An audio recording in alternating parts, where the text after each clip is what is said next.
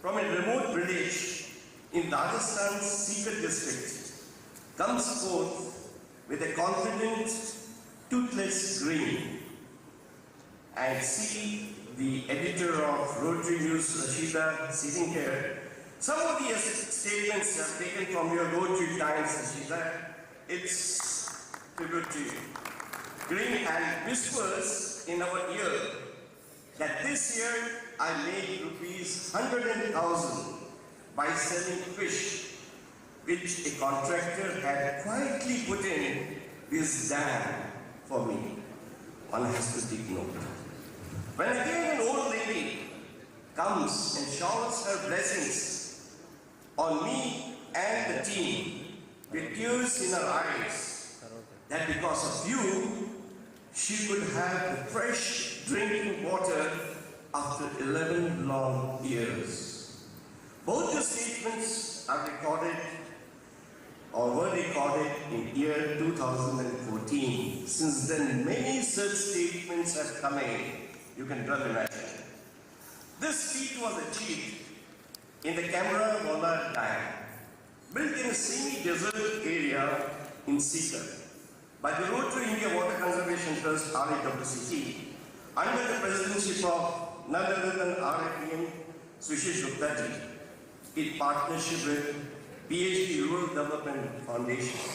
Not only have the income of over 800,000 to 1 million villagers in agri families in Rajasthan, Sikar and Aamoda districts multiplied several times. Thanks to dependable water supply through the check dams, allowing 3 instead of 1 crop earlier. Since projects are reversed, migration from these semi-arid villages into cities for million jobs have also been reversed. Unlike a dam built across, some idea about the check dam, I'm giving you a brief. Unlike a dam built across an existing rivulet, a check dam is built to check the flowing away of rainwater from any catchment area. The idea is not to create a new water source for irrigation or drinking, but to harness and harvest water which percolates into the ground and recharges the surrounding areas, including the wells, so the villagers can get the fresh water. To succeed, any great project of this dimension needs passion, vision, and relentless work. The check dam project's watershed constructed areas got one in the shape of, yes, you guessed it right, RIPN Sushil.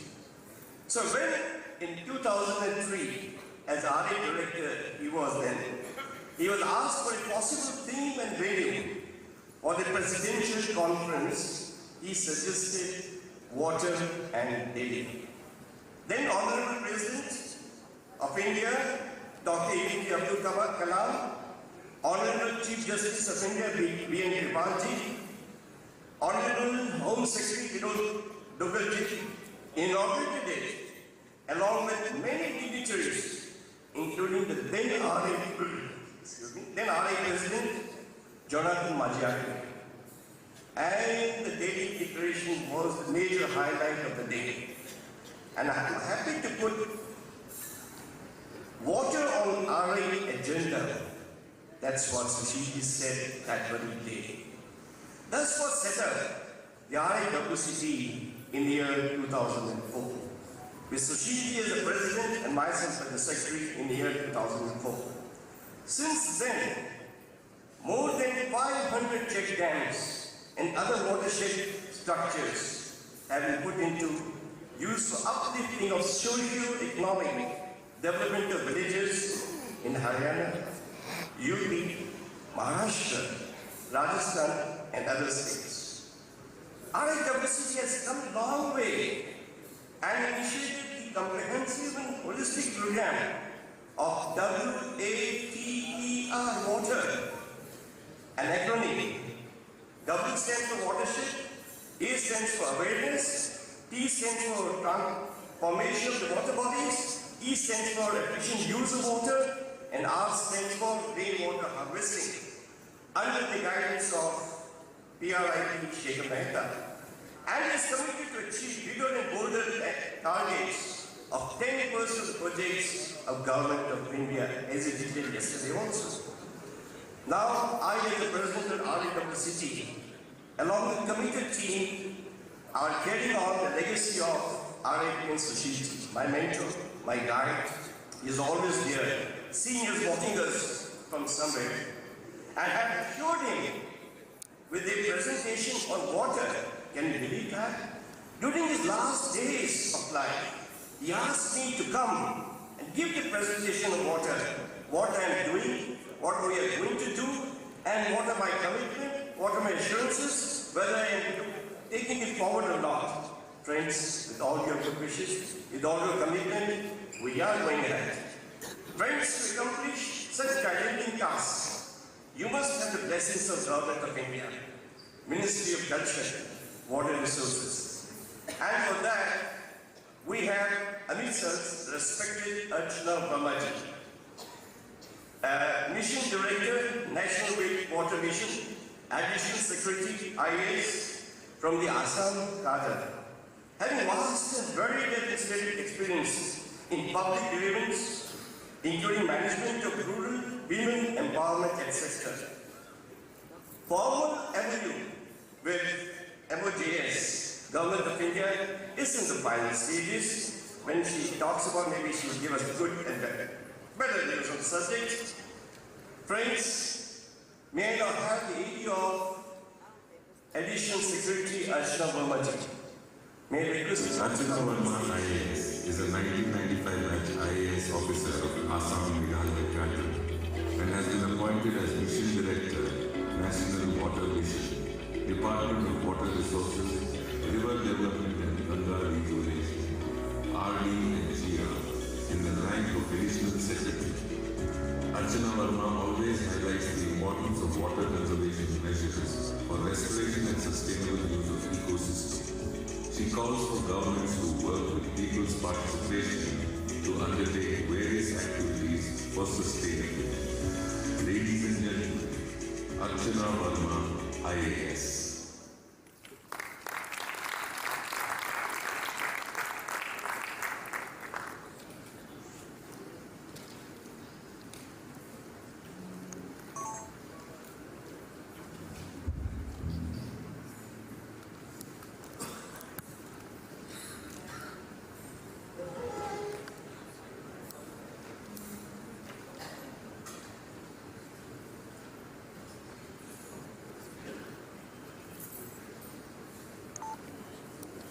Thank you, Ranjan Kindraji, for the extremely embarrassing introduction, I may say. Never felt like a celebrity. You're supposed to remain anonymous as officers. But having said that, if you detect a huskiness in my voice, it's not because I'm Rani Mukherjee or anything. It's just that I have a bad cold. So I may be coughing in between. Please pardon me. So, Rotary International President nominee, Madam Stephanie, past President Shekhar Mehta, Rotary International Director Sri Mahesh Kotpali, past President Ranjan Dhingra and President of the Rotary India Water Conservation Trust, and of course the Waterman of India, Sri Rajendra Singh Ji, who I hugely admire. See, I have here a prepared speech, which generally the office gives to you so that you don't go beyond. But what I'm going to do is junk it, because I feel that I will not speak from a prepared speech. A prepared speech doesn't come from the heart. And water, as Professor Dhingra said, as Ranjan Dhingra said, is something on which lyrics have been woven, stories have been told. And as I always say in all meetings, that water is a natural product. it's a product of nature. And that is why water cannot be conceived or thought of in silos. So my only mission is to break the silos in water. To me, there is no circular economy of water. To me, there is no surface water, groundwater,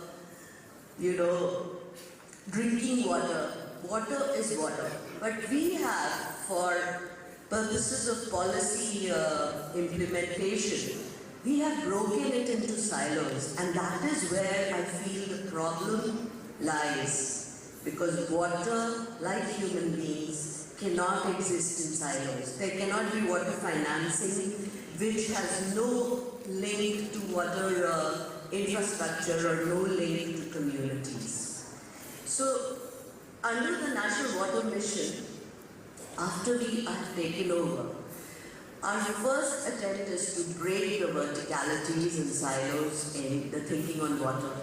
And for that, I'm very, very happy to announce that on 5th and 6th January, we are holding the first ever state ministers of water resources and of PHED conference at Bhopal, where we will be visioning on water, which is the result of our Honorable Prime Minister's vision of 2047, wherein he is a great water champion, and as you all know, he has done a lot of work and inspired us on water conservation.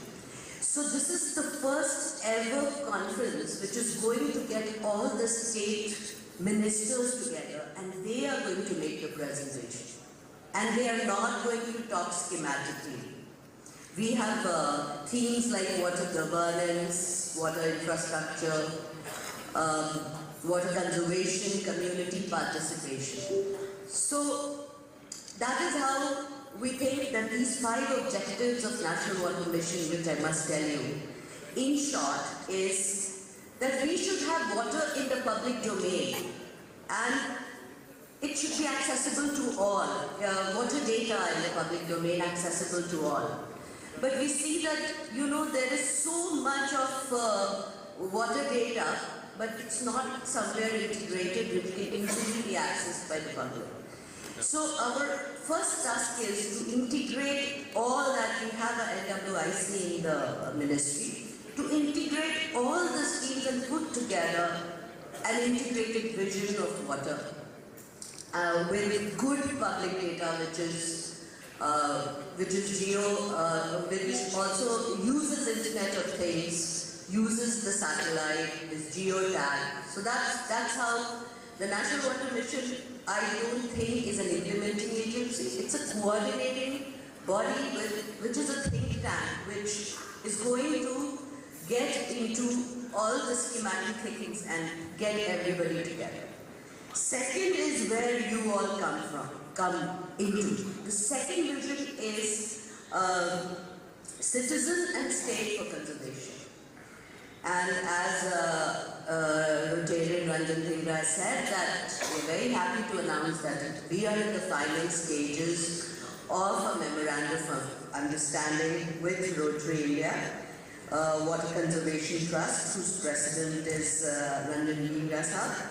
And they are going to implement our objectives of the National Water Mission, and 10% of, it is proposed that 10% of whatever the schemes we have, they will pro bono implement. So I guess we should give a big hand to the Rotary Water Trust for taking up this mammoth job. 10% of government of India is not a small thing. It's indeed very ambitious. Third is that we are going to focus on that's the third objective of NWM, that we focus on vulnerable areas and we take measures which mitigate the effect of climate change. And of course, I'm also very happy to announce that, because of Debushri Madam, who's Special Secretary, and Ashok Sir before me, they had worked very hard on this. But, I can take the credit because it happened during my time. Of course, no contribution of mine, but we have given effect to the Bureau of Water Use Efficiency. That means 20% of water use, we have to increase efficiency by 20% as per the objective of the National Water Mission, that's the fourth goal, and also double the water use capacities of India by 2047. So we have huge goals in front of us, and we have huge challenges also, which we are thinking that with citizen and state participation, we will be able to overcome. As I always say that, you know, we have grown up with water. We call Ganga Meri Maa. You know, Brahmaputra, Padma, I've read so many stories, poems, folklores, that water for us is not a commodity. That's the problem with our understanding, that water is valuable, it's a natural resource which is limited, has not got into our head. We think that, you know, water is free hai. My mom was so annoyed when, you know, the water meter was put and she had to pay for it. She said, "Ye kya? Pani pe paisa mang rahe hai." And I was so annoyed when my daughter came and, you know, shut the tap and said, "Ki mama pani waste nahi kar, because tum brush kar rahi ho aur tap khula hua hai." So, you know, that has to sink in, that behavioral change which only government cannot do unless people, communities, panchayats, self-help groups, they lead. Because there are limitations to government changing, you know, behaviors. It's not so easy for us to say that change behavior. So apart from all the schemes of water conservation and all, unless it gets into our head that water is a natural resource which is limited, which may end. They say that by 2050 our demand will exceed the supply, and it should be revered and there should be respect. So we are going in for huge community mobilization under Honorable PM's Akam, if you have heard of this, Azadi Ka Amrit Mahotsav. So in the celebrating the 75 years of India's independence, what we are doing is we are trying to generate respect for the rivers, respect for our water bodies, and so that, and hugely trying to mobilize and do it with communities, so that, you know, apart from the schemes and the technicalities and what not we do, people's, when they see water, like when we see an idol, if we are Hindu, we, you know, automatically do pranam. If we are Muslim, we say Amin, Dua, whatever religion, but same sentiment, if we can generate for water, then I don't think we will need to have a ministry at all. Because people would do it for themselves.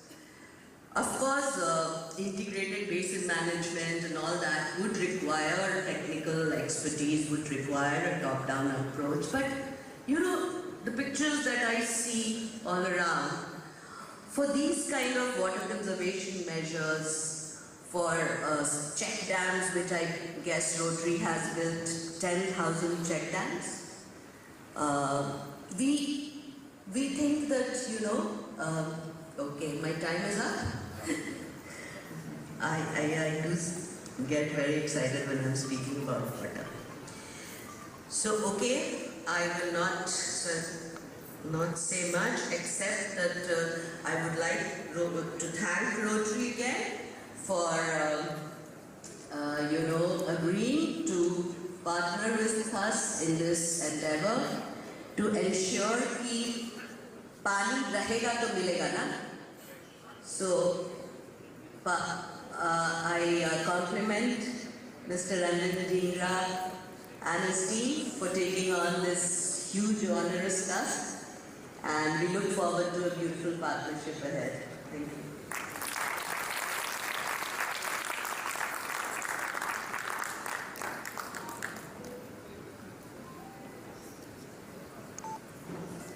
Thank you very much, Verma-ji, for your statements on the water vision which we have already got in our mission and vision. The integrated vision of water will be taken care of. And of course, the respect to water is one of the prime areas way up under the awareness and advocacy of our WATER. Thank you so much. Friends, the second part. We are equally fortunate to have the presence of Dr. Rajendra Singh Ji, popularly known as Jal Purush, Waterman of India. And to me, and even to Sushil Ji, he is guru, teacher. Friends, in fact, when I tried to call him for the program, he was somewhere in Scandinavian country first, then he was in Sao Paulo in Brazil. Very difficult to contact him, but he said no. Definitely, we were supposed to have it on 10. He said, "I'll never meet it. I'll be with you all and talk about the integration water development issues with one and all." And friends, why I say he's good to us? He gave us the first lesson on water conservation and management way back in the year 2004. And he's also witness to launch a comprehensive and holistic program of WATER, an acronym, together with RIP Shekhar Mehta at that time, year 2019. And he's going to enlighten us on the building topic of community water conservation. May I now request the AD of Dr. Rajendra Singh. Rajendra Singh is an Indian water conservationist and environmentalist from Alwar district, Rajasthan, India. Also known as Waterman of India, he won the Magsaysay Award in 2001 and the Stockholm Water Prize in 2015. He runs an NGO called Talan Bharat Sangh, which was founded in 1975. The NGO, based in village Odi Bikampura in Tangazi, Tehsil, near Sariska Tiger Reserve, has been instrumental in fighting the slow bureaucracy, mining lobby, and has helped villagers take charge of water management in their semi-arid area as it lies close to the Thar Desert through the use of Johar, rainwater storage tanks, check dams, and other time-tested as well as path-breaking techniques. Starting from a single village in 1985, over the years TDS has helped build over 8,600 johars and other water conservation structures to collect rainwater for the dry seasons and has brought back water to over 1,000 villages and revived 5 rivers in Rajasthan, Arwari, Rupare, Sarsa, Bhagni, and Jahatwani. He is one of the members of the National Ganga River Basin Authority, which was set up in 2009 by the Government of India as an empowered planning, financing, monitoring and coordinating authority for the Ganga in the exercise of the powers conferred under the Environment Protection Act 1986. In the UK, he is a founder member of an NGO called the Flow Partnership, which aims to counter the negative effects of soil erosion and flooding. Ladies and gentlemen, the Waterman of India, Rajendra Singh.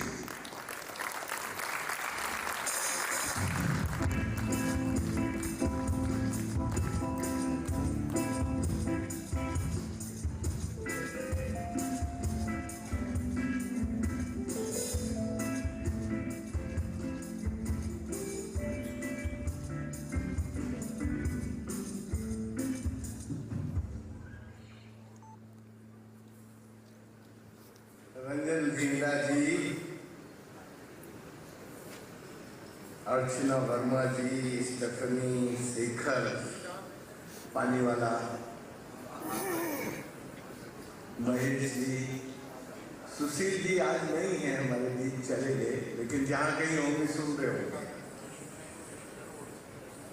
दोस्तों, ये जो rotary है, ये देश के पानी की, polio की चिंता करके पोलियो की मिटिगेशन में बहुत इंपॉर्टेंट रोल प्ले किया था। अभी पोलियो से भी ज्यादा भयानक है पानी।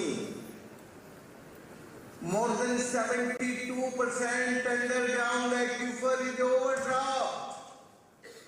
यदि आपके भूजल के भंडारों में पानी नहीं होगा तो आरबीआई की करेंसी की कोई वैल्यू नहीं होगी। आरबीआई की करेंसी की वैल्यू जब तक है जब तक आपके पास पानी है, तभी तक हमारा जीवन आनंद के साथ चल सकता है। दोस्तों, इस मॉडर्न एजुकेशन में हमें एक्सट्रैक्शन, पॉल्यूशन और एनक्रोचमेंट बहुत पढ़ाया है। आज सुबह जब मैं मंदिर का दर्शन करने गया तो पूरा सामने का पहाड़, मुनि पर्वत, ऋषिकुंडा के सामने किसने काटा? आंध्र सरकार ने, आंध्र प्रदेश की सरकार ने। हमारी सरकारों को और हमारे समाज को जब शिक्षा केवल प्रकृति का शोषण करने की तकनीक पढ़ाती है, जब हम केवल इंजीनियरिंग में और टेक्नोलॉजी में मिनिमम टाइम में मैक्सिमम एक्सट्रैक्शन कैसे कर सकते हैं, मिनिमम टाइम में मैक्सिमम एक्सट्रैक्शन करने वाला बेस्ट इंजीनियर होता है।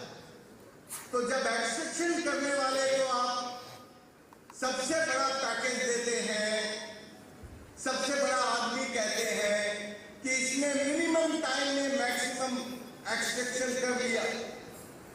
दोस्तों, ये जो मॉडर्न एजुकेशन सिस्टम है, इस एजुकेशन सिस्टम के चलते हुए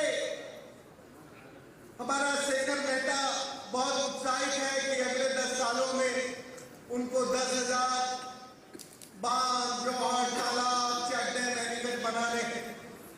हमारी सरकार बहुत उत्साहित है कि अगले कुछ समय में वो सबको पानी पिला देगी। हमारी सरकार हर रोज बोलती है, हर घर में नल और हर घर में जल। ये कहने की बातें हैं, करने की नहीं है। तुम्हारे पास जब वाटर बैंक में पानी नहीं है, जब तुम्हारे पास वोटर बैंक नहीं है, रिजर्व बैंक ओवरड्राफ्ट है, और ये राजेंद्र सिंह नहीं बोल रहा है, गवर्नमेंट ऑफ इंडिया बोल रही है, हमारे अंडरग्राउंड एक्विफर ओवरड्राफ्ट है। दोस्तों, अब रोटरी क्लब की भूमिका ज्यादा इंपॉर्टेंट है। आज यदि रोटरी क्लब की भूमिका पर बात करनी है तो रोटरी क्लब हमारी गवर्नमेंट के साथ जरा बात करके ये तय कर सकता है कि पहले तो ये जो हमारा एजुकेशन का सिस्टम है, जो हमें एक्सट्रैक्शन, पॉल्यूशन और एनक्रोचमेंट पढ़ाता है, जरा इसको बदल के प्रकृति के सुख के लिए विद्या का काम शुरू करें। ये शिक्षा जब तक रहेगी तब तक ना आप पॉल्यूशन रोक सकते, ना एक्सट्रैक्शन रोक सकते और ना एनक्रोचमेंट रोक सकते। सबसे बड़ी एनक्रोचर गवर्नमेंट है, फिर उसके बाद पावरफुल लोग। तो यदि एनक्रोचर और पॉल्यूटर और एक्सप्लॉइटर बराबर चलते फूलते रहेंगे तो फिर इस देश में पानी का काम नहीं हो सकता। यदि इस देश को पानीदार बनाना है तो हमें सबके भले के लिए, सुख के लिए सोचना पड़ेगा।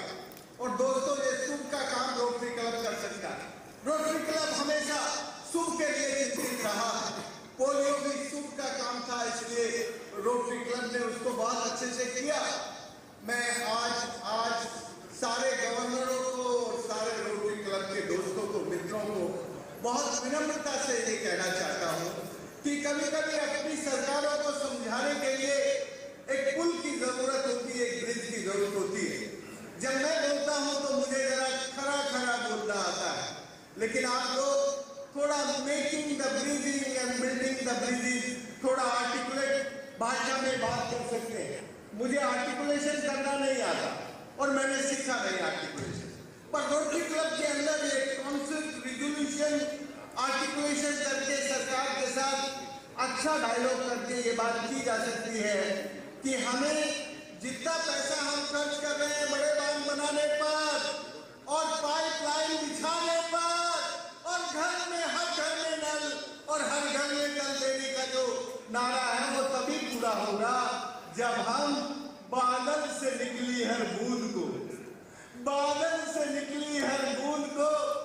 अपने प्यार से पकड़ना सीख लेंगे, जब हम उसको प्यार से पकड़ना सीख लेंगे तो फिर उसका सम्मान से उपयोग करना भी हमें आ जाएगा।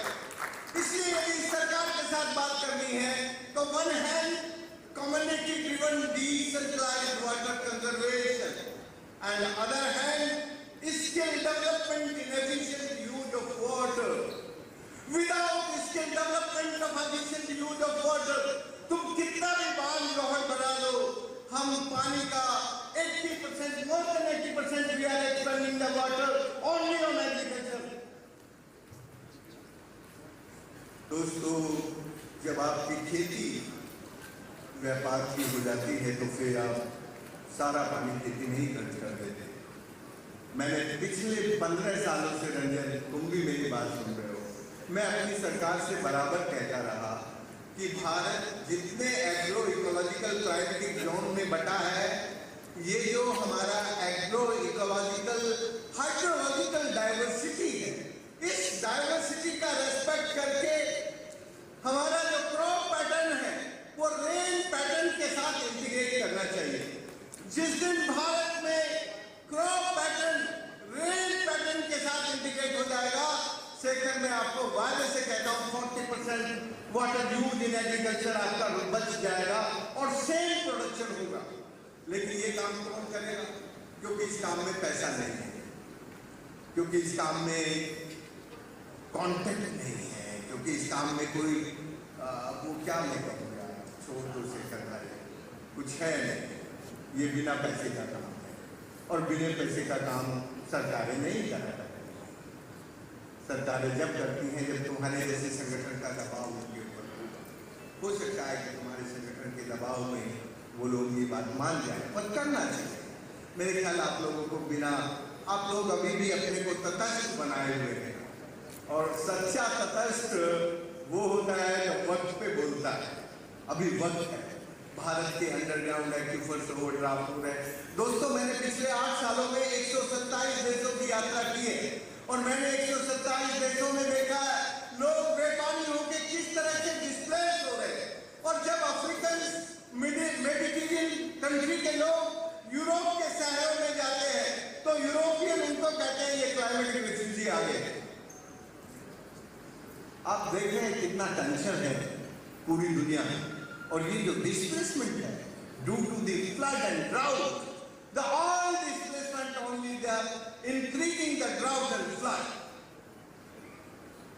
Due to the drought and flood, people is displacing and moving to other countries, and other countries is not giving a welcome to them. So now is the everywhere the tension and crisis. Before 2 world war, they are the vertical world war, but this third world war is not vertical. This is a horizontal world war. इस युद्ध से कोई बचेगा नहीं, शेखर भाई, रंजन, ये तीसरा युद्ध है ना, इससे कोई बचेगा नहीं, बिजली पानी का काम नहीं होगा। और मैं जो कह रहा था, सरकारों में सुनने की हिम्मत नहीं है, इसलिए बच जाती है छोटी सरकारें।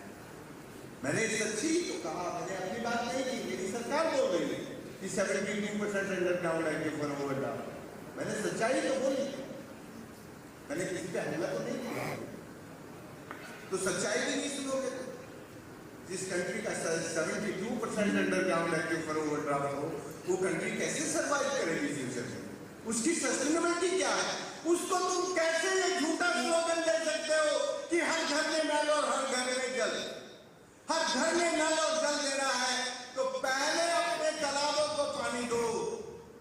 मैं पिछली बार जब यहाँ विशाखापट्टनम आया था तो इनका जो नलकों का कौन सा क्या तालाब का नाम है, उनसुल्लावा, कंप्लीटली सूखा पड़ा था। हाईवे के कारण सारे जो पानी के वे थे रास्ते से रोक दिए थे। मैंने कहा रे ये तो गलत काम किया। मैंने विशाखापट्टनम में आगे धरना दिया और वो सारे रास्ते खुलवाए, जरा से खरा देख लेना पानी भरा हुआ। मैं आज सुबह उठ के पहले उसी को देख गया, पहले नहीं गया। भाई यदि हमें काम करना है तो फिर बोलना पड़ेगा शेखर भाई, फिर प्यार से नहीं चलेगा। इसलिए दोस्तों, मैं आज केवल आपसे 3 बातें कहना चाहता हूँ। ये दुनिया ड्राउट और फ्लड से डिस्प्लेस कि गवर्नमेंट के साथ जरा डायलॉग शुरू करे और community driven decentralised water management को, ये जो कॉन्ट्रैक्टर फ्री काम जब तक नहीं होगा तब तक पानी का काम नहीं हो सकता। मैं इसको एक सबसे अच्छा सक्सेसफुल उदाहरण देता हूँ। जब हमारा देवेंद्र फडणवीस मुख्यमंत्री बना महाराष्ट्र का, तो उसने मुझे फोन करके कहा, भाई साहब मैं मुख्यमंत्री बन गया हूँ, अब बताओ क्या करना है। तो मैंने कहा पहले तो तुम महाराष्ट्र में बड़े बांध बनाना बंद कर दे और जलयुक्त शिवार नाम की योजना चला, जिससे सब गरीबों को सब जगह पानी मिल जाए, तुम्हारे पास पर्याप्त जल है। उस आदमी ने मेरी बात मान के जलयुक्त शिवार बनाया और मुझे कहा कि आप गाइडलाइन दे दीजिए। मैंने कहा बस मेरी आप पे एक बात पे सहमति चाहिए कि ये काम तुम कॉन्ट्रैक्टरों से नहीं करवाओगे, ये काम हमारी कम्युनिटी करेगी।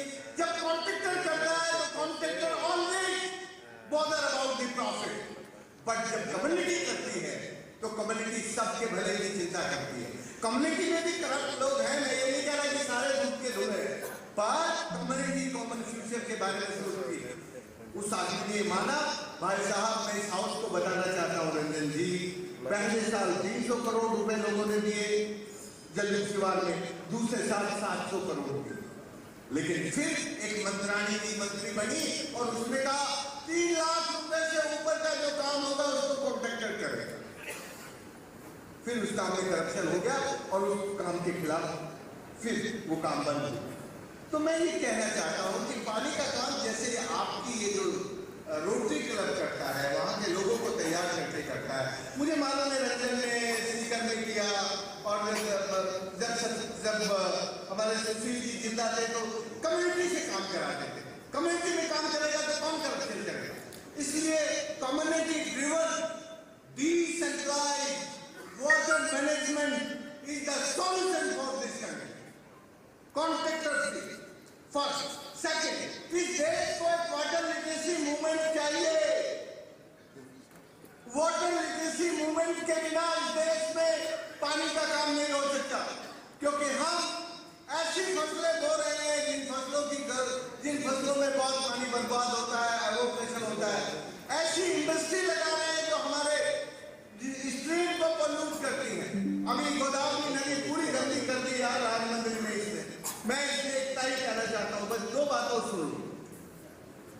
ये जो पानी का काम है ये रिज टू वैली अप्रोच पे करना पड़ेगा। छोटी छोटी स्ट्रीम को पकड़ के वाटर साइड के एक तरीके से करना पड़ेगा।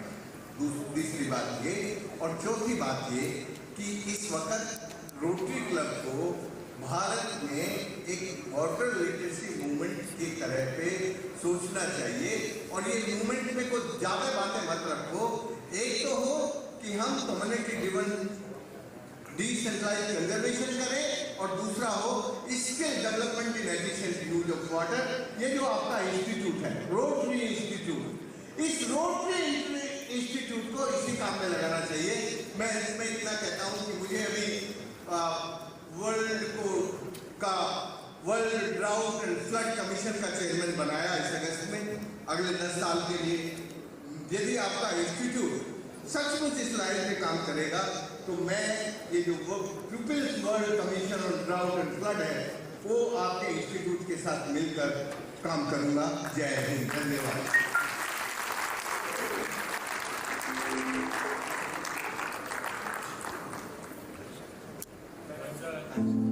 बहुत धन्यवाद Rajendra Singh ji. So grateful to you for giving us the real suggestion, advice, how to move further. We'll definitely look into the, what you said, decentralized commission for water management, and in fact the skill development in rejuvenation water bodies and other things. We are looking into that. Respect, we are looking into that, and definitely for your information, we'll be having a dialogue with the Government of India, with the Ministry of Jal Shakti, and move forward the way you have suggested us, and your idea to have the participation flood and drought commission. And I'm sure that all your Rotarians will not lag behind and will be part of it in that. Thank you so much. Thank you, sir.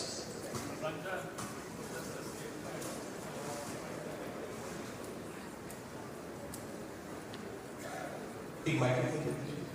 Can you give a hand mic please now?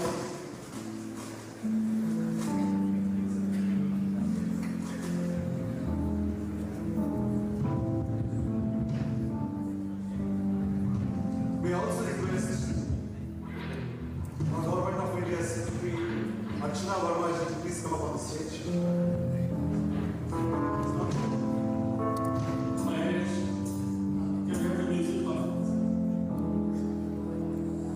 Singh ji आपने जो बातें कही whatever you said we totally agree and जो plan है हमारा of the 10,000 watersheds we are committing to you that it will be only through community participation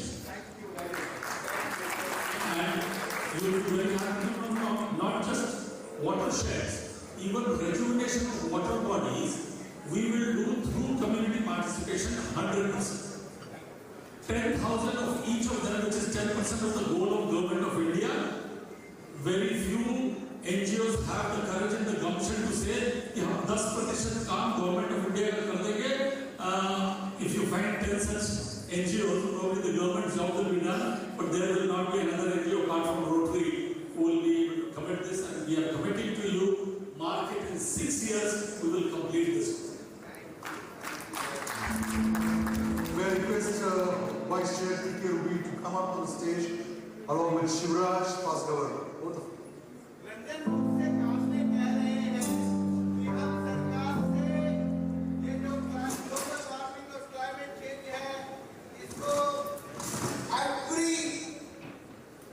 ecological climatic hydrological zone wise सरकार से crop pattern और rain pattern का link बनाने का काम करेंगे. मैं सचमुच आपको बधाई देना चाहता हूँ और उनको बधाई. यदि ये काम हो गया तो देश को पानी के संकट से बचाया जा सकता है. और इसमें पैसा नहीं है, इसमें केवल समझ है, ये व्यवहार को बदलने की जरूरत है, व्यवहार चेंज करने की जरूरत है. Thank you. Thank you, Rajendra ji. I think if you hear him properly, he has such a great passion.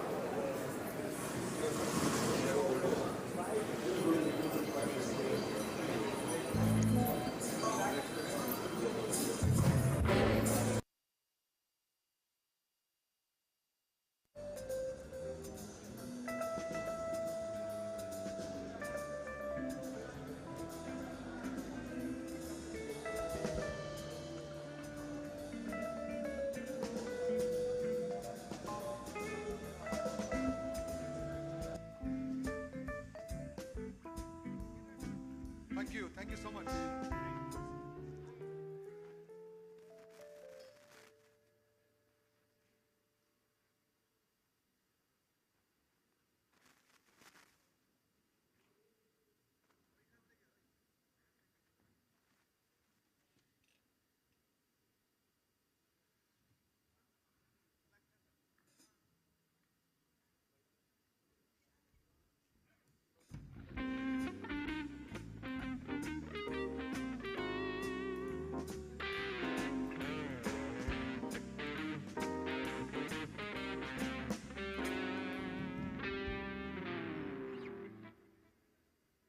Are you still having fun, Rotary Institute 2022? Zone 4, where are you at? Zone 5. Zone 6. Zone 6 is a little bit louder today. Sounds like you got sleep last night. Zone 7. Right now, Zone 7's winning. I'm going to do that one more time before the end of the day. And we'll see who is the winner. Yesterday, Drew Kessler said that membership was the most important thing about Rotary. But this, what we were just talking about, water, is the most important thing to all of us. And it's wonderful to see Rotary come together to make a difference.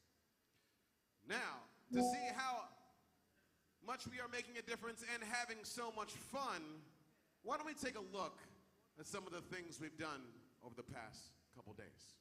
Let's check it out.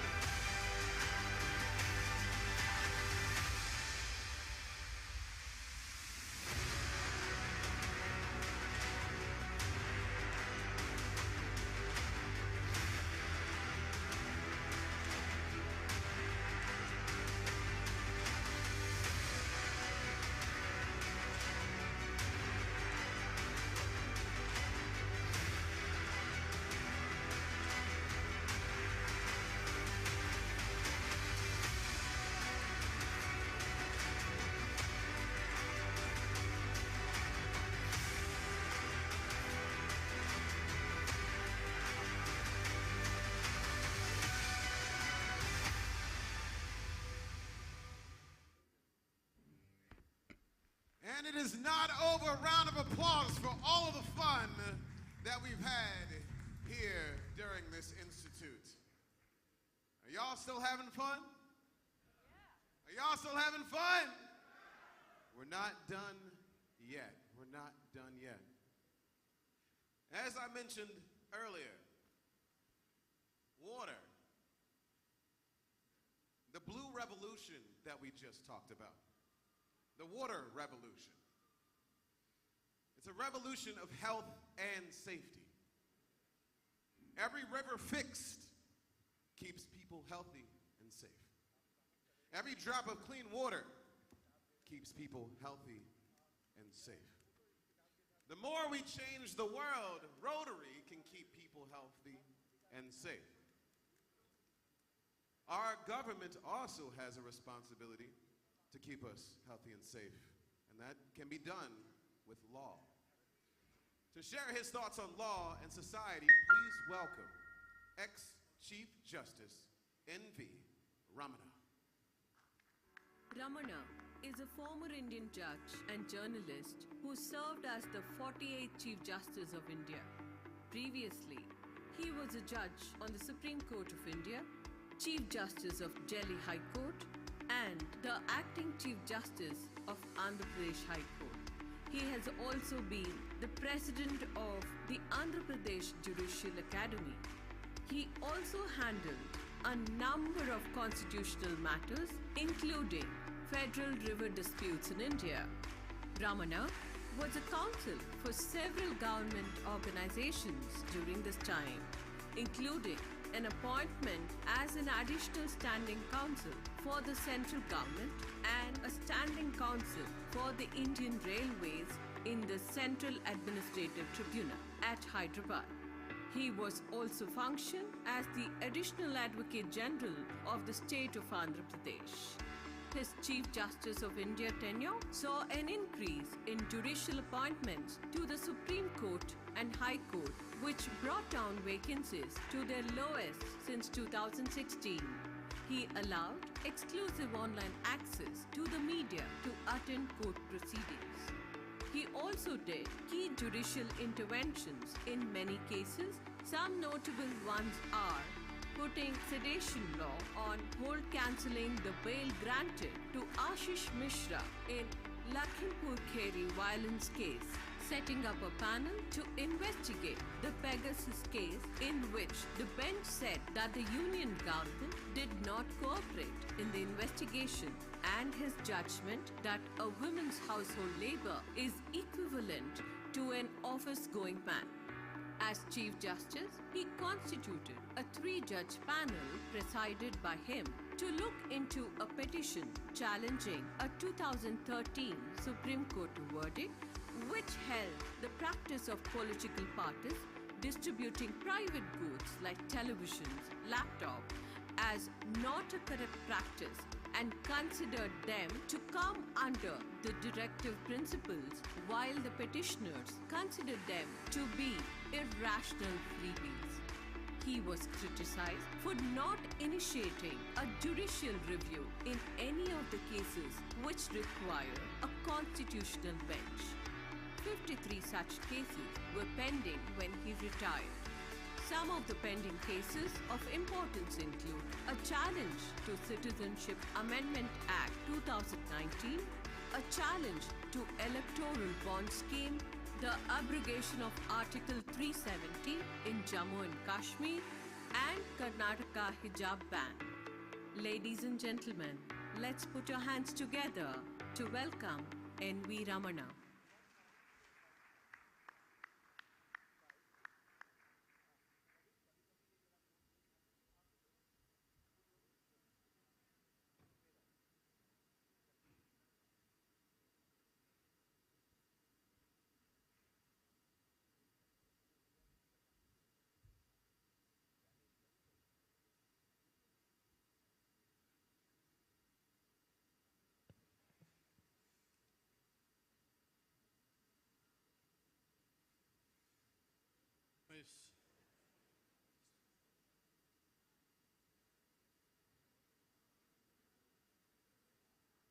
Miss Tiffany, Rotary International President nominee, past Rotary International President Shekhar Mehta, Dr. Mahesh Kotbagi, Director, Rotary International, Sri Kishore Kumar, Chairman of this prestigious conference, Rotary leaders who have come from various parts of the world and from across India, distinguished guests, friends from media, ladies and gentlemen, good afternoon.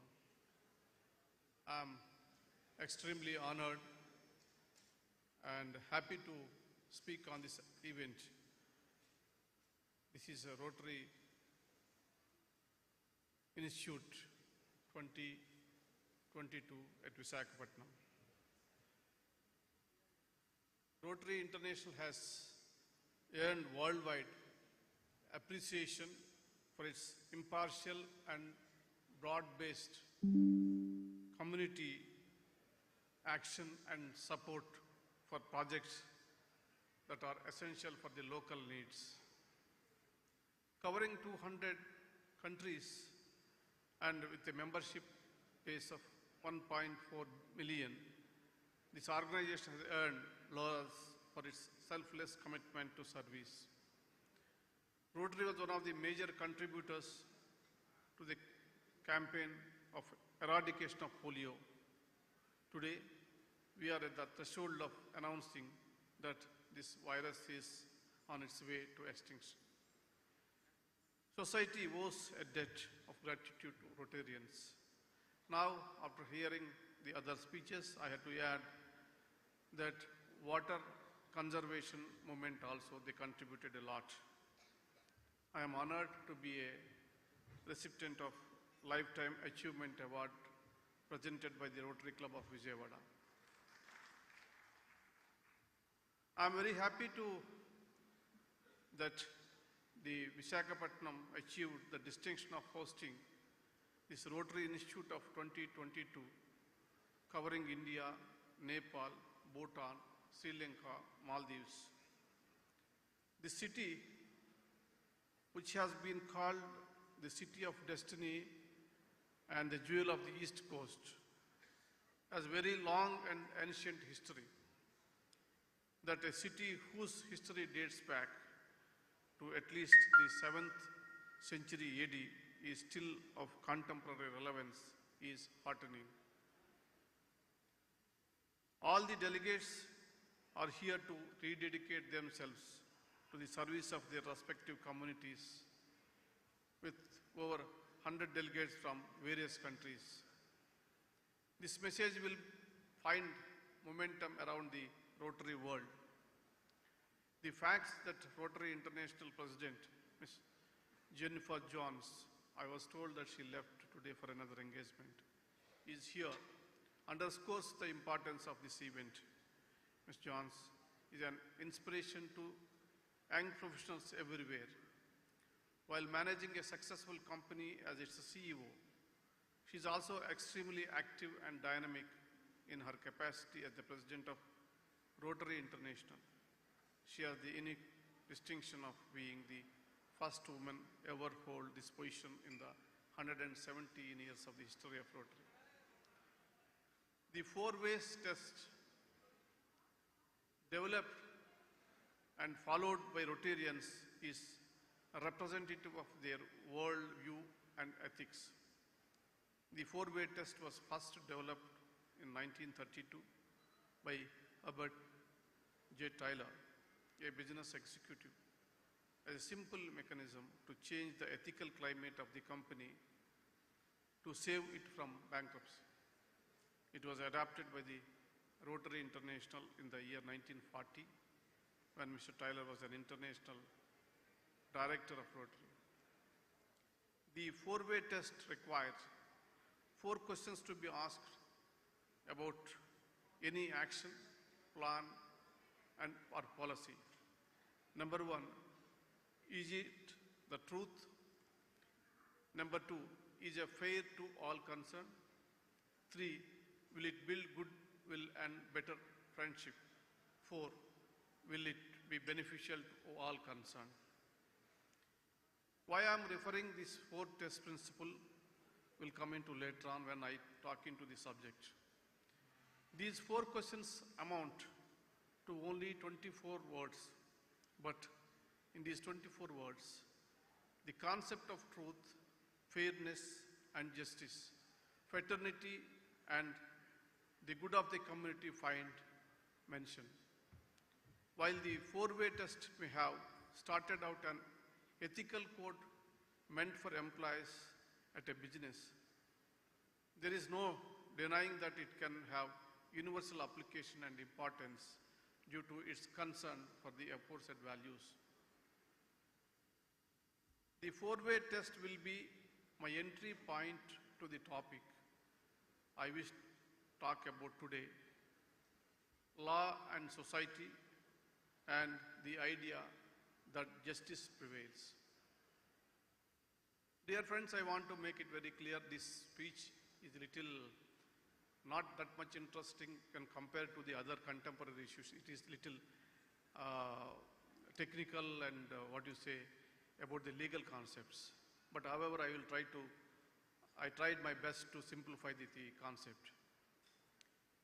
Whatever from society takes, be it a tribal society or an authoritarian regime or a democratically elected government, there is a need to ensure that it has some order, some set of rules for living. Law is one of many mechanisms that exist to ensure such an order. It is essentially a tool of social control. It is different from other forms of social control as it has the sanction of the state behind it. What this means is that when law is breached, the power of the state operates on the one who breaches it. The operation of state power on an individual or entity is one of the defining characters of the law. Under the spectra of law, society orders itself. As Aristotle said, I quote, "Man is the best of all animals when he has reached his full development. So he is worst of all when he diverges from law and morals," unquote. What is our understanding of law? Law is that which regulates human behavior. Law is also an instrument for achieving social change. It does not operate in a vacuum. For a society to develop and prosper, we need rule of law.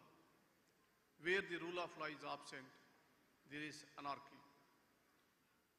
We as a society decided at the time of our independence what the structure, form and contents of our laws should be. The Constitution of India gives the laws of India a certain direction and purpose. It is the document that breathes life into the law. And unlike in an authoritarian regime, this is a document that was drafted and adopted by the people's representatives. It is a document that sets out of a vision for India, its laws and the structure of the society and the state.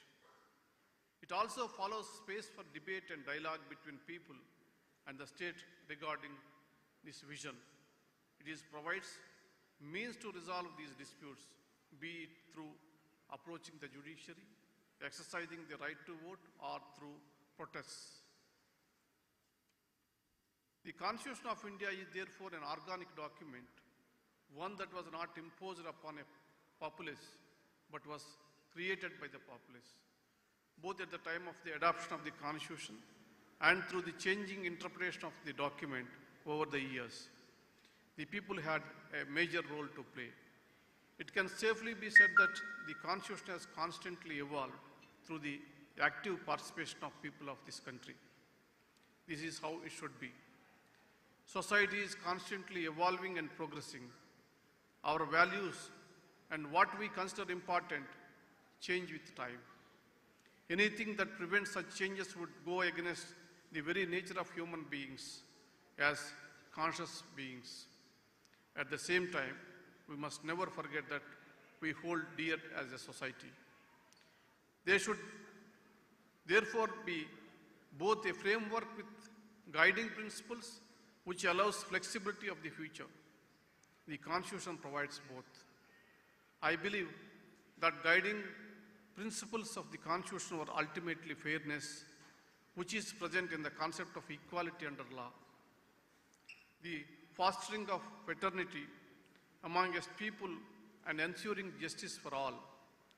These are the very same principles I highlighted while talking about the four-way test of the Rotarians, but writ large over an entire nation and society. These principles that underlines the Constitution of India must also find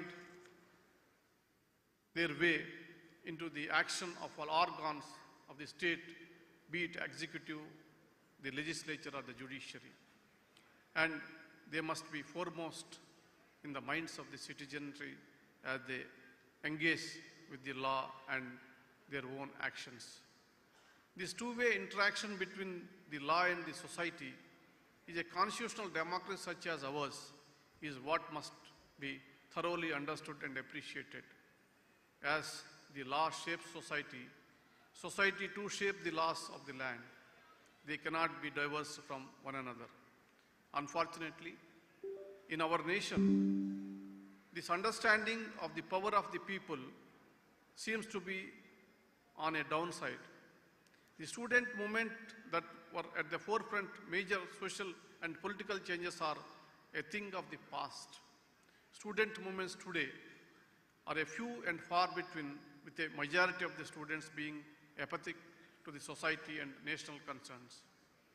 The electoral power wielded by the people in a shadow of what it used to be, with many individuals choosing not even exercise their right to vote, with many individuals choosing not even exercise their right to vote.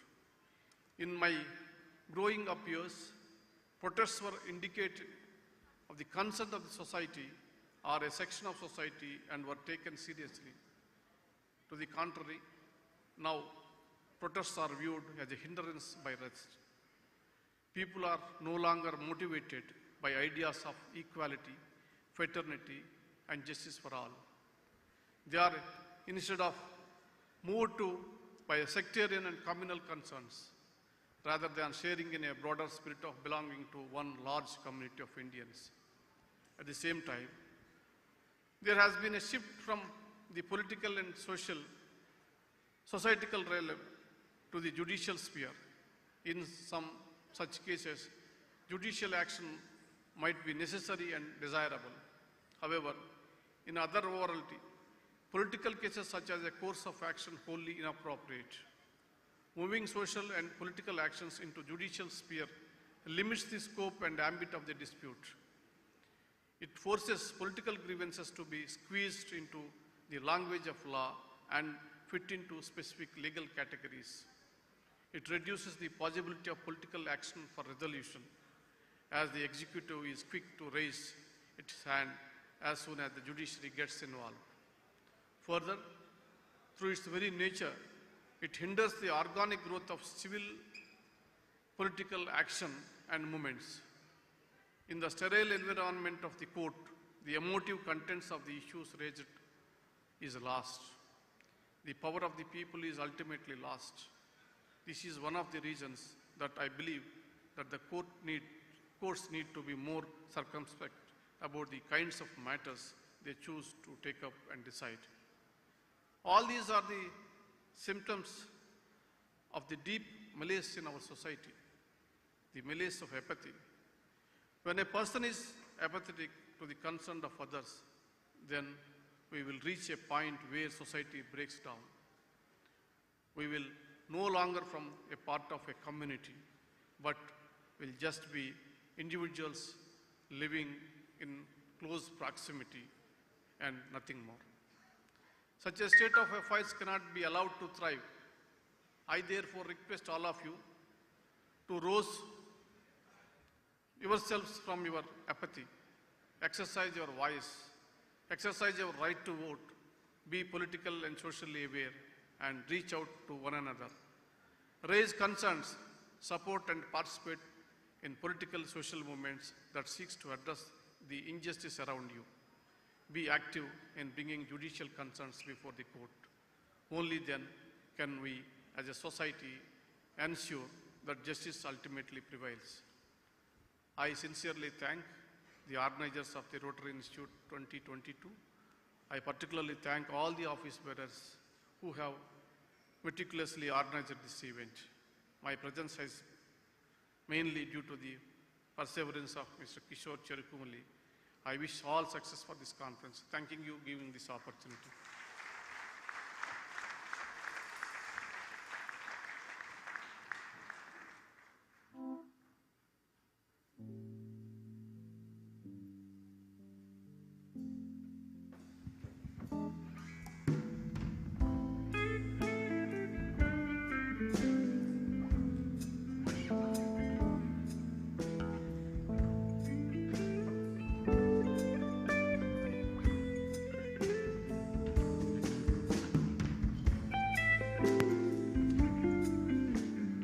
Friends, it's always said, once the Chief Justice of India talks, no one talks later.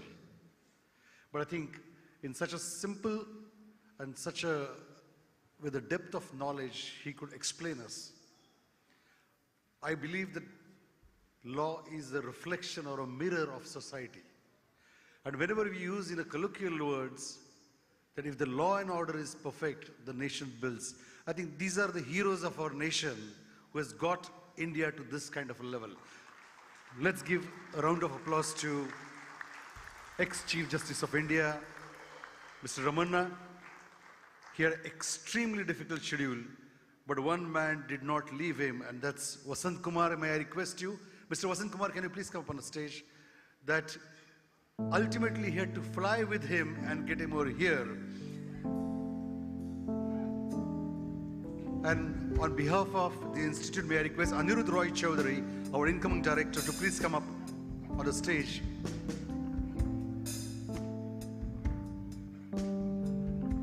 And felicitate Mr. Ramana.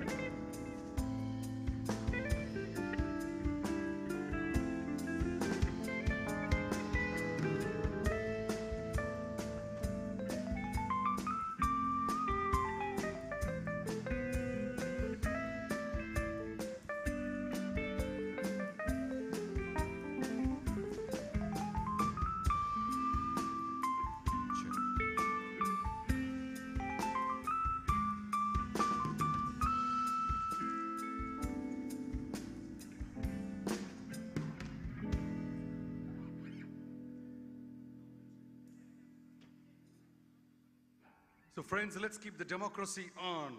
May I request the voting?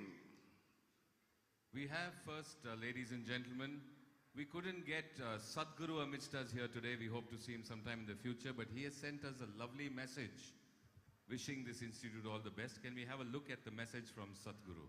Namaskaram, greetings and blessings to all the Rotarians and dignitaries at the Rotary Institute 2022.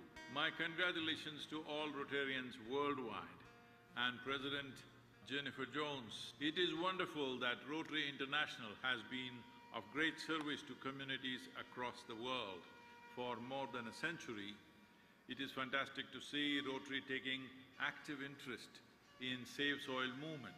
Soil extinction is a looming disaster that will affect every human being on this planet. So if we have to find solutions, every one of us must join hands. This MOU between Conscious Planet, Save Soil Movement and Rotary India Humanity Foundation is a wonderful step in that direction. Best wishes and my blessings for the event and for many more years of service to humanity. This is our time on the planet. Let's make this world the way we want it. Let's make it happen.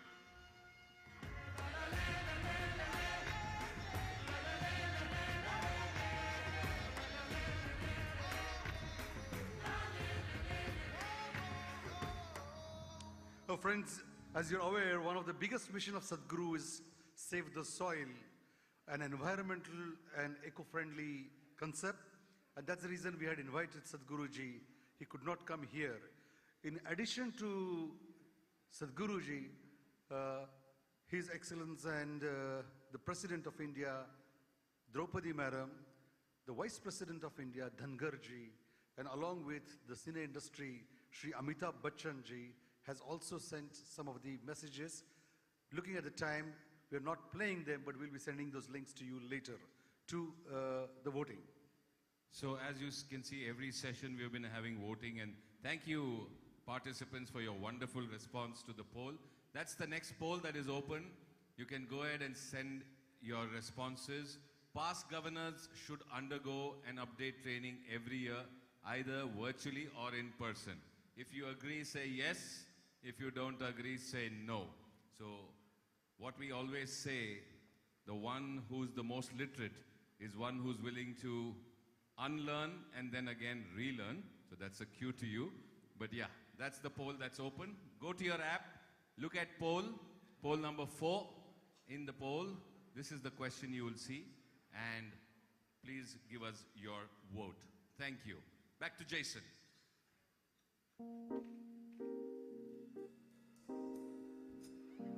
Welcome back, everybody. Guys, play something a little bit faster. Play something a little bit faster for me real quick. Play something a little bit faster. Play it upbeat. There we go.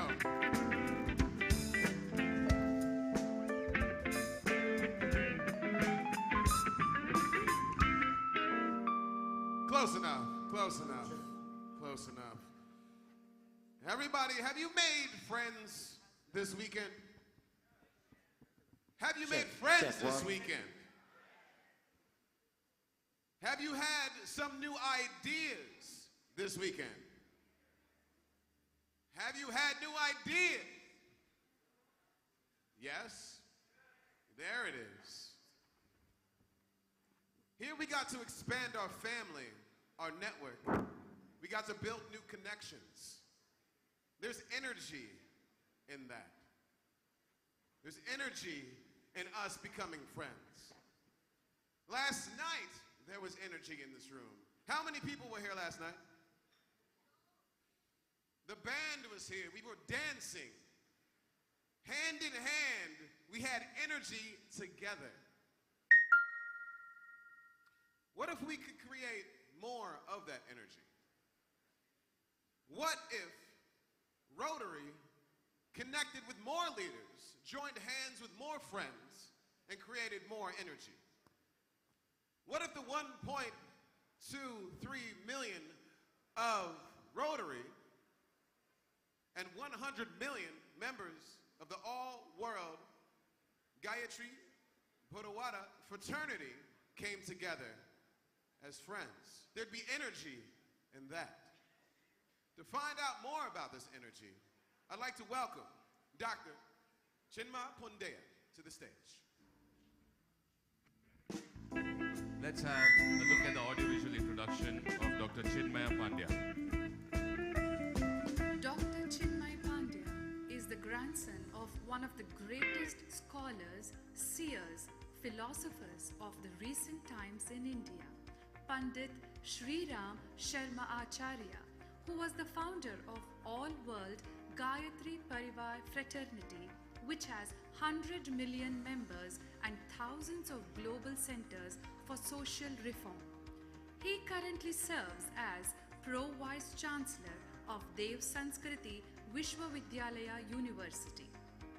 Following medical studies in India, he trained in the United Kingdom, where he gained membership of the Royal College of Psychiatrists.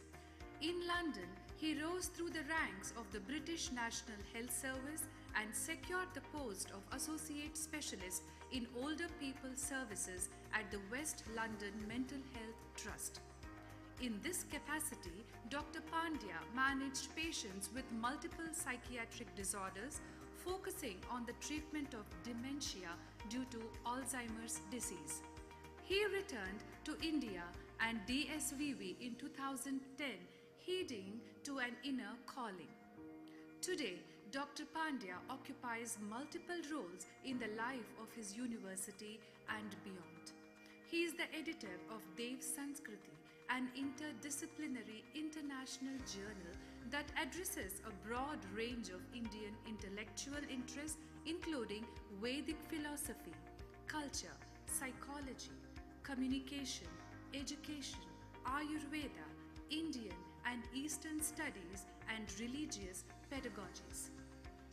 As the director of DSVV's School of Yoga and Health, he leads efforts to analyze and advance the scientific and philosophical understanding of meditation and stress management in contemporary contexts. He is the chairperson of the International Festival of Yoga, Culture and Spirituality and has convened more than 70 national and international colloquia at DSVV on several issues. Dr. Pandya serves on the governing body of the Indian Council for Cultural Relations and is a member of the Advisory Council of Ayush. He is a part of the Syllabus Restructuring Committee of the National Council for Teachers' Education and is one of the 5 institutional leaders from around the world, including those from the University of Cambridge and the University of Virginia, to be a director of the Global Covenant of Religions. He has presented papers, addressed symposia and lectured at several acclaimed universities such as IIT, IIM, Baba Atomic Research Center, Defense Research and Organization of India, etc. He has also represented India in the intergovernmental meeting of the UNESCO on the issue of intangible cultural heritage and serves on the Board of Trustees of India Development Foundation. Dr. Pandya is also one of the judges of the globally prestigious Templeton Prize Committee. Alongside this, Dr. Pandya continues a busy psychiatric practice on a pro bono basis. Ladies and gentlemen, please put your hands together and welcome Dr. Chinmay Pandya. Ladies and gentlemen, Sanskar Bharat and human excellence is what Dr. Chinmay Pandya is going to speak, and we're going to have the signing of an MOU with the Rotary India Literacy Mission.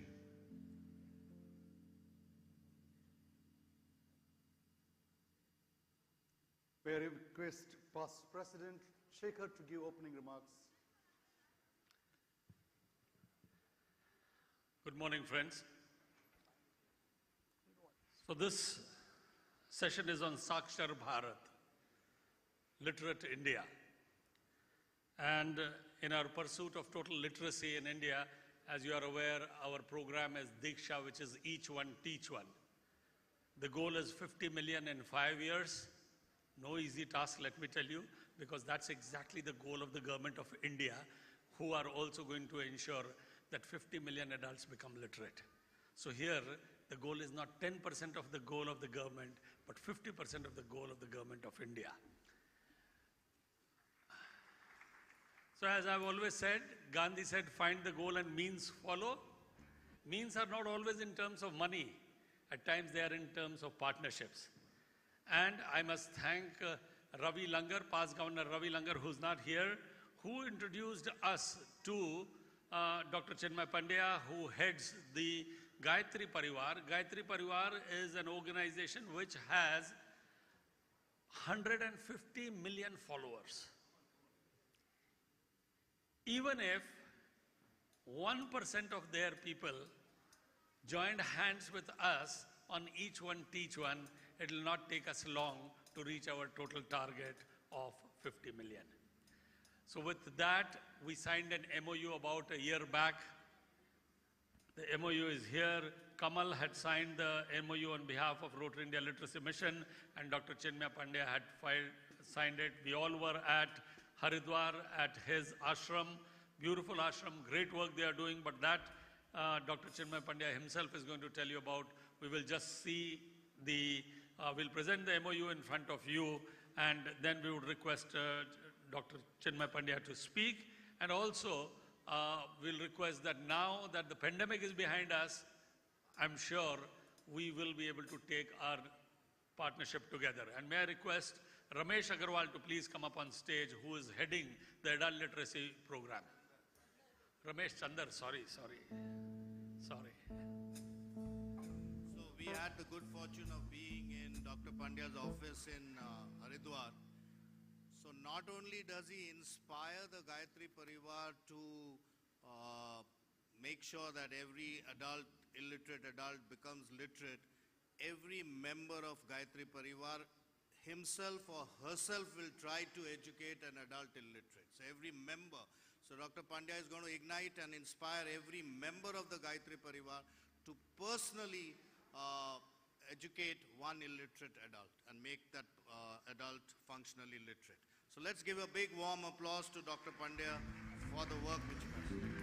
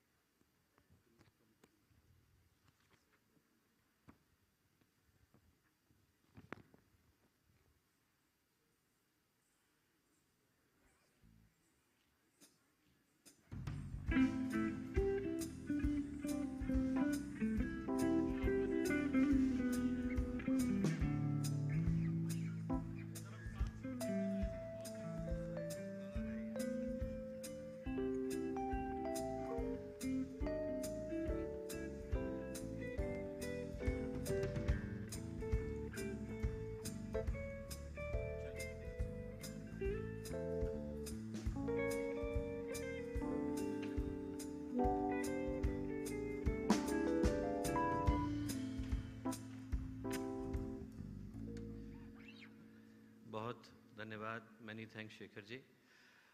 Chairperson of the event, Honorable Shri Mahesh ji, Honorable Shri Shekhar ji, dear Mrs. Stephanie, Honorable Shri Kishore Kumar ji, all the Rotary members who are present here, and the members of the Gayatri Parivar family, my brothers and sisters from different parts of the world, and dear friends. First of all, on behalf of the entire Gayatri Parivar, the 100 million members of the Gayatri Parivar who have got the centers in more than 80 different countries, I would like to convey our utmost gratitude and heartfelt congratulations to Shekhar ji for this pristine and most exceptional congregation. It's been a great privilege and honor to associate with the Rotary Club for a mission that has something very close to our heart, the Sakshar Bharat, both for emotional and spiritual reasons, because 2026 is also the year when Gayatri Parivar would turn 100 years. So that is the time when we would like to, accomplish this wonderful and most important task.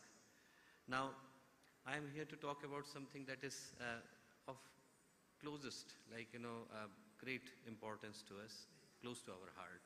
Something called as the pinnacle of human possibilities, the human excellence. And for us to understand the significance of it, because the time is short, normally the presentation is about 1 hour long, but because the time is short and we have got only 18-19 minutes, I'm going to share only the selected slides of this presentation with you. But for us to understand the significance of what human excellence is, let us try to go back into the time. Go back into the time when Charak was still writing the Charak Samhita, Kautilya was writing the Arthashastra, Patanjali was writing the Yoga Sutra. And if we find ourselves in that time, 2,400 years ago, back into the time, then we will see that there were 32 different schools of philosophy in India. Yoga was there, Sankhya was there, Vedanta was there, Advaita, Dvaita, Dvaita, Dvaita, Bheda, Bheda was there, Visishta Dvaita was there. Mimamsa was there, Uttari and Puru Mimamsas were there. The question naturally comes to anyone's mind that what exactly they were looking for. These different schools of philosophy, what was their end goal, what was the hunting for? And one question that everyone was searching for, that what is the purpose of the human existence? Why are we here? What is the reason for us to be here? Are we here by default? A chemical reaction has taken place and we are here. Or there is a reason, there is a meaning, there is a purpose, there is an agenda, there is a motive for us to be here. And the rishis selected the later. They selected that we are here because a divine possibility has been gifted to each and every soul and each and every being. And our role to be here is to manifest our hidden, divine and beautiful and sacred possibilities. There comes a very beautiful story in the folk tales of India of a man who was living in a village, and in that village there was a saint who was passing by, and he said to him, he said, you know, this river that flows through your village, next to it there are millions of stones, and one of the stone is the stone of Paras. Paras is a mythological stone. If you touch it with any metal, then that metal would turn into gold. He wanted to have it. But how would you know? They all look the same. So he made a routine. The routine was to walk with the iron powder in the morning in the left hand, pick up this stone, touch it here. This turns into gold, fine. If not, then I will throw it back into the water. So I won't have to pick up the same stone again and again. 1 week was gone. Till 1 week he was able to remember why he was picking up the stone, touching it here, throwing it back into the water. But as it happens in the life, after a week it became a habit. He forgot why he was picking it up, why he was touching it here, and why he was throwing it back into the water. It just became a habit, like it happens in all occasions of the life. So a week was gone, a month was gone, a year was gone, 10 years were gone, 20 years were gone. One day he picked up the stone, touched it here, threw it back into the water. 200 meters later, this turned into gold, but the stone was gone. Same is with the human life. By the time we realize that what we could have done with it, checkout notice has been served. It's time to go. For us to remember that why the human life has been gifted to us is the purpose of the human excellence. One reason for me to share, this story with you is to share the significance of the possibility, the beauty, the purpose that's been gifted to us in this human life, in this human soul, and how the ancient wisdom traditions, they could be understood in the contemporary context. But another was a very personal story, and it actually goes back to the days when I was still working in London as a psychiatrist, and we had a boy coming to our hospital, about 27-year-old boy, in the middle of the night. And this boy, he was coming from one of the most affluent families of London. His father was one of the richest men of London, and he graduated from Cambridge with most decent education. But the only problem that he encountered, that he developed a habit to take the cocaine. So if somebody is taking cocaine for long, if he's snorting it, they develop a peculiar kind of hallucination. And this hallucination is called Lilliputian hallucination. It comes from the word Lilliput. Gulliver and Lilliput, you may have heard this story. So they see the small imaginary people crawling all over the body. They are not there, but he was seeing them. And he was using the insulin syringe to dig them out. The night I saw him, there were like 27 holes in the body. You could practically see the bones, the dreadful condition. It took us like 3 months to make him better. But 3 months were hell. He was fighting every single night with every single nurse, with every single person. So one night I asked him, I said, why are you so angry? And he said, I'm not angry with myself, I'm angry with my father. So I said, why is that? He said, imagine a normal person. A normal person is always looking for the next podium to reach. You go for a decent education so that you can have an occupation. You go for an occupation so that you can have stability in the life relationship. You settle down. He said, I was like 18 years old when I got 3 Ferraris in gift.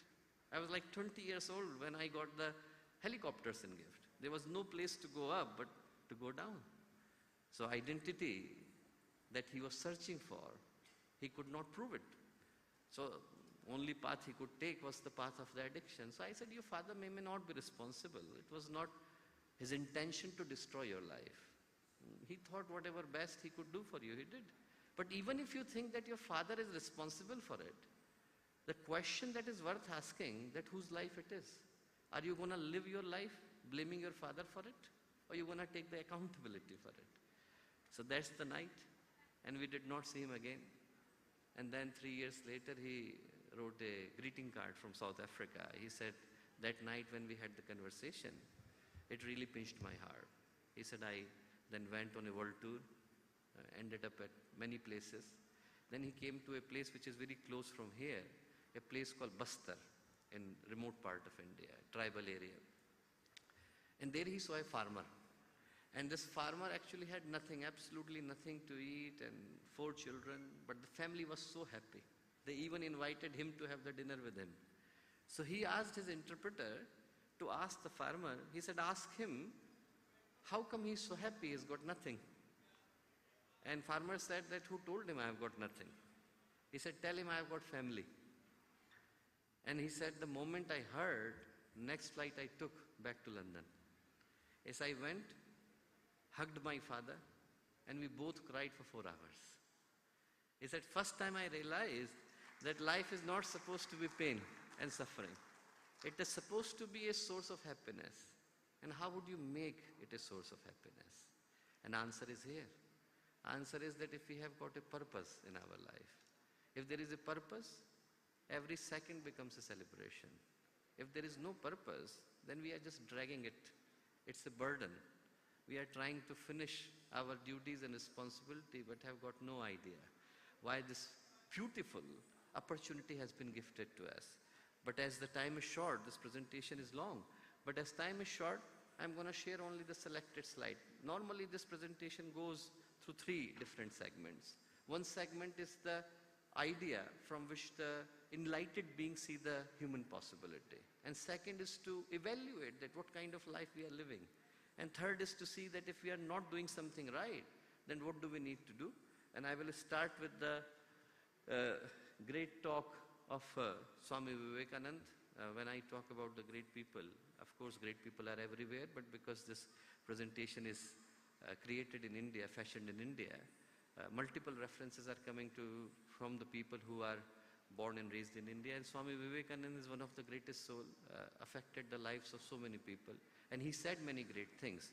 But this one in particular is so beautiful. He said that all the power of the universe is already ours. We have got all the possibilities. As human beings, we are capable of doing whatever we want. It is we who have put our hands before our eyes and cry that it is dark. If we switch off the lights, if we draw all the curtains, close the doors, and then complain that there is no light, it's not the fault of the sun and it's not there. Sun is there, but we are not looking in that direction. It's like every human being has been gifted with that possibility. The person who got the Nobel Prize for Literature 6 years ago, the Japanese man, he got it for 5-line poem. And the poem he wrote, what was it? He said, every morning I look at the trees and I see that birds are sitting on the branches. Same branches where they were sitting yesterday, while they can fly anywhere. And then I look at myself. We all do the same. We can be wherever we want to be. We can do whatever we want to be. But still, life becomes like the machine and we are repeating ourselves. When Swami Vivekananda wrote this story, he also talked about a Vedantic story. It's a story of a lioness. This lioness was pregnant and she was about to hunt. The moment she was about to hunt, a hunter came and shot the lioness. So she died. But before dying, she gave birth to a lion cub. And this lion cub had no mother and father, forgot that he was a lion. He started to think that he was a deer because there was a herd of deer passing by who involved him in their herd. So he started to believe that he was a deer. And one day, big lion came and roared. The moment he roared, all the deers started to run. And this lion also started to run. So big lion thought that why the hell the deers are running, that is fine, but why the hell the lion is running? So he said, where are you going? He said, sir, excuse me, I am a deer. No, you are not a deer, you are a lion. He said, no, I am a deer. So he took him to the water. He said, look, is there a difference between you and me? And the moment he looked and realized that he and the lion are the same, his roar came back, became the lion. For a lion to remember that he is a lion, you need another lion. For us to remember that we are divine souls, we need divine souls. When they come, live their life to the utmost possibility, they also tell us that the same possibility lies with us, and that's the beauty of the human life. We are the only one where we have got a spectrum. If you see a dog, you cannot see that he's more dog, he's less dog. But if you see a human being, you can say he's got more humanity, he's got less humanity. That kind of possibility lies with us, where we can take our life to any direction wherever we found it fitting. It's the possibility that has got with us. Ram comes from us, Ravan comes from us, Krishna comes from us, Kans comes from us. All kinds of possibilities are there in a human soul. And that's the beauty that human life has got. And this is the journey of the human life. We have got a journey from B to the D. B is birth, D is death. Both are not in our hands. But what is left in the middle is in our hand. Left in the middle is the C. C are the choices. We always have the choice to live our life with a purpose and meaning. There comes a very beautiful story of a saint. A saint was trying to save a drowning scorpion. And a scorpion was biting. Every time it was trying to save, it was biting. So one person was passing by and he said, "Sir, why are you trying to save him? It's his nature to bite." Saint still saved him and he said, "It may be his nature to bite, but it is my nature to save." We all have got a possibility to do the right thing in the life. No matter where we are, what we are doing, we always has the possibility that we can do something good and right for everyone. And that is what Maharishi Aurobindo said, that it's not only a responsibility of some blessed enlightened souls. Everyone has got something divine in them. And if we are able to nurture it, protect it, if we are able to give the right direction, then no matter where we are, we have got this possibility that we call as the human excellence. Everyone knows the story of Mahabharata. In Mahabharata comes a wonderful discussion between Vidur, who was the uncle of both sets of brothers, Pandavas and Kauravas. So he asked Duryodhan a question. He said to Duryodhan, Duryodhan was the bad one. He said, "Duryodhan, what the hell is wrong with you?" He said, "You and your brother, Yudhishthir, you both went to the same school. You both had the same teacher. You were taught by the same Dronacharya, Kripacharya, same education system, lived in the same house. Then how come your brother is doing everything right, Yudhishthir, Dharma, and you are doing everything wrong? What is wrong with you?" And Duryodhan said, "Jana pi dharmam nacha me pravritti." I know what is dharma. I won't do it. "Jana pi adharmam nacha me nivritti." I know what is wrong. I won't leave it. "Kenopi deven hridhi sthitena yatha niyuktosmi tatha karomi." It's like somebody is sitting inside me, and wherever it appoints me, I feel obliged to do it. Everyone knows what is right and wrong. We just do the wrong thing because it's an easier thing to do. People don't need the information. What they need is the determination. And that is what the Gurudev said. Those of you